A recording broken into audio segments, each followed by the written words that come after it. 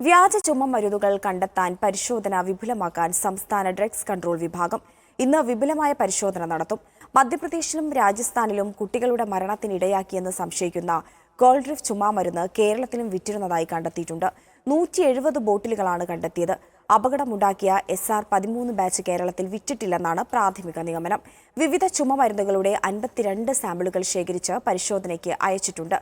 മരിച്ച കുട്ടികൾക്ക് വൃക്ക തകരാറുണ്ടാക്കിയ ഡയഎത്തിലിൻ ഗ്ലൈക്കോൺ ഉൾപ്പെടെയുള്ള മാരക രാസവസ്തുക്കൾ അടങ്ങിയിട്ടുണ്ടോ എന്നാണ് പരിശോധിക്കുന്നത്. 2 വയസ്സിൽ താഴെയുള്ള കുഞ്ഞുങ്ങൾക്ക് ചുമമരുന്ന് നൽകരുതെന്ന് കർശന നിർദ്ദേശം നൽകി. ഡോക്ടറുടെ കുറിപ്പടിയില്ലാതെ ചുമമരുന്ന് വിൽക്കരുതെന്നും ഉത്തരവുണ്ട്.